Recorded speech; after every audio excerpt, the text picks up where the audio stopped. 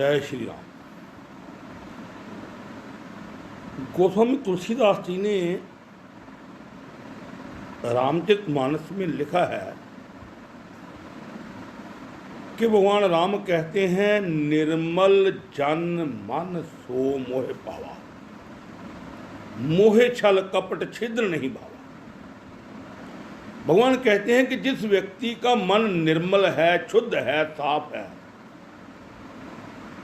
वो व्यक्ति मुझे प्राप्त कर सकता है, मैं उसको बहुत तुरंत मिल जाता हूं। पर छल और कपट मुझे बिल्कुल अच्छे नहीं लगते। ये तो है भगवान की बात कि भगवान को छल और कपट बिल्कुल अच्छे नहीं लगते। परंतु विचार करके देखें कि छल और कपट क्या व्यक्ति को खुद को अच्छे लगते हैं? उसको स्वयं को भी अच्छे नहीं लगते हैं।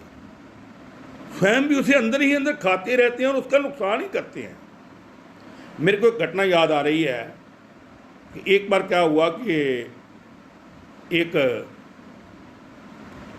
किसी व्यक्ति ने अमृतसर से दिल्ली जाना था, तो बच्चा उसका साथ में था। वो कहने लगा कि पापा मैं भी साथ चलूँगा। कहता ठीक है। घर से नाश्ता वाश्ता किया उन्होंने, अच्छा नाश्ता किया, और नाश्ता करके वो लोग अमृतसर से दिल्ली के लिए ट्रेन में बैठ गए।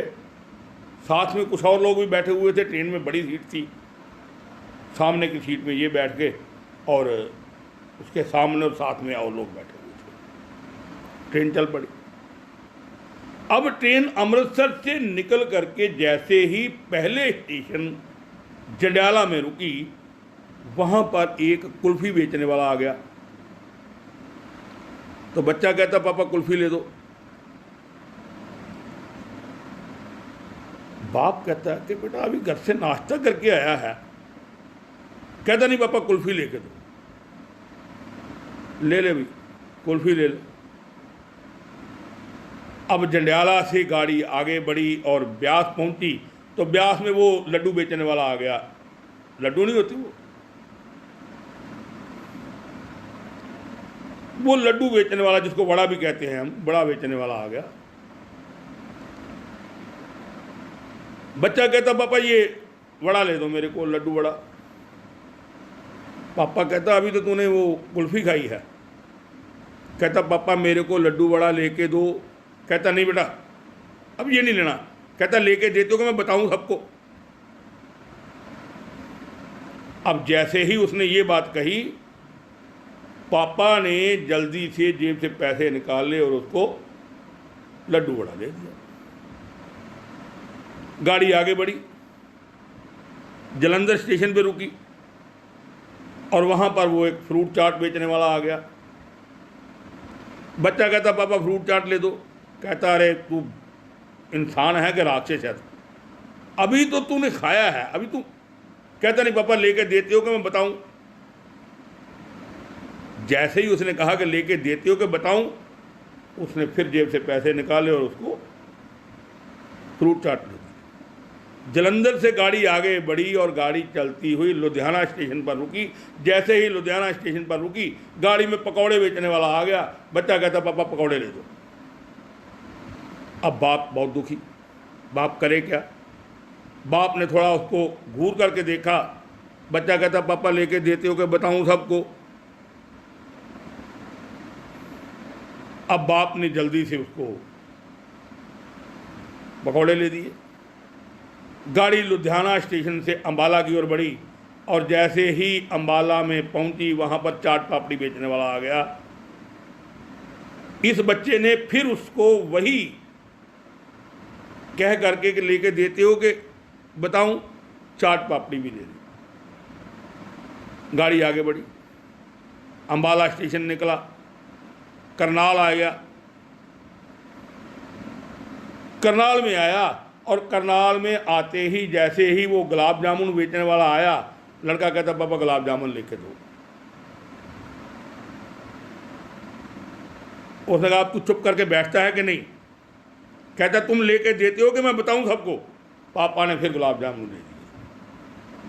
अब जो 7 लोग बैठे हुए थे वो बड़े परेशान हुए। अब वो कहने लगे दादा एक बात बताओ, अब हमसे नहीं रहा जा रहा। कहता पूछो। कहते हमारा ध्यान भंग होता है, हम ना तो कुछ कर सकते हैं, अपना काम कर सकते हैं, ना किसी और बात की ओर ध्यान रखते हैं, क्योंकि जैसे ही अगला स्टेशन आने वाला होता है हमें उत्सुकता होती है कि अब फिर इन बाप बेटे में तकरार होगी और बेटा कहेगा कि बताऊं सबको, और ये सब ले देगा। चक्कर क्या है, मामला क्या है? बाप कहता भैया क्या बताऊं आपको? कहते नहीं बताओ। कहता भैया आपको ये बच्चा मेरा जो है कितने साल का लगता है? उन्होंने देखा, कहने लगे यही 7-8 साल का होगा। कहता बिल्कुल ठीक तुमने कहा, 7-8 साल का होगा, पर ये 7-8 साल का नहीं है, ये 11 साल का है। इसके शरीर की बनावट ऐसी है कि ये दिखाई 7-8 साल का देता है, और मैंने इसके लिए आधा टिकट ले लिया ट्रेन में दिल्ली जाने के लिए, मैंने आधा टिकट ले लिया। अब इस बात का पता इसको चल गया कि मैं 11 साल का हूं और मेरे बाप ने मेरा आधा टिकट लिया है, टिकट मेरा पूरा लगता है। अब ये उस बात का नजायज फायदा लेता है। जहां भी मैं रुकता हूं कोई आता है, ये कहता है कि तुम लेके देते हो कि मैं बताऊं चक्कर को या सबको कि मेरा टिकट इसने आधा लिया हुआ है। अब कहता अगर मेरे को पता होता तो मैं वहीं इसका पूरा टिकट ले लेता। यहां से अमृतसर से करनाल आते आते ये 3 टिकटों के पैसे खा गया। अब व्यक्ति को मेरा कहने का भाव था कि कपट, उसने अपनी ओर से आधा टिकट लिया कि आधे पैसे बच जाएंगे, पर नतीजा क्या हुआ? विचार करिए नतीजा क्या हुआ। नतीजा ये हुआ कि वो लड़का जो जिसका आधा टिकट बचाया था वो दूने पैसे खा गया, 3 गुना ज़्यादा पैसे खा गया।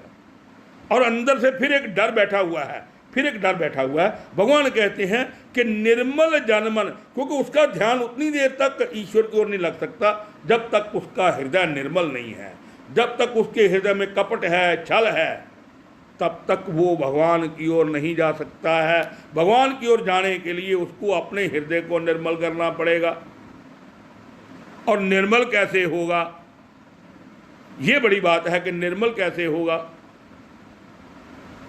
निर्मल भगवान की कृपा के बिना हो नहीं सकता, भगवत नाम के बिना हो नहीं सकता, भगवत प्रेरणा के बिना हो नहीं सकता। अब भगवत नाम कैसे जपा जाए? कहता मेरा मन नहीं लगता, मैं नाम कैसे जपूं? मेरा हृदय निर्मल तो होता नहीं है, मैं नाम तो जपता हूं, राम राम कहता हूं, हृदय फिर भी निर्मल नहीं होता है। नहीं होगा भैया। जैसे किसी, मान लो किसी पात्र में, किसी बर्तन में गंदगी भरी हुई है और हमने उसको नल के नीचे रख दिया और ऊपर से नल छोड़ दिया। अब नल का पानी उसमें आ रहा है और पानी ऊपर तक आ गया, पात्र के ऊपर तक आ गया। पानी कैसा होगा? गंदा होगा। क्यों? क्योंकि नीचे गंदगी भरी हुई है। अब हमने पात्र, वो टूटी को जो नल है उसको बंद नहीं किया, चलने दिया, चलता रहा और नीचे से जितना गंदा पानी था वो बाहर निकलता रहा। और एक समय ऐसा आएगा जब भीतर की सारी गंदगी निकल गई तो पानी उसमें से स्वच्छ नजर आने लगा। वो पात्र में पानी बिल्कुल स्वच्छता से नजर आ रहा था।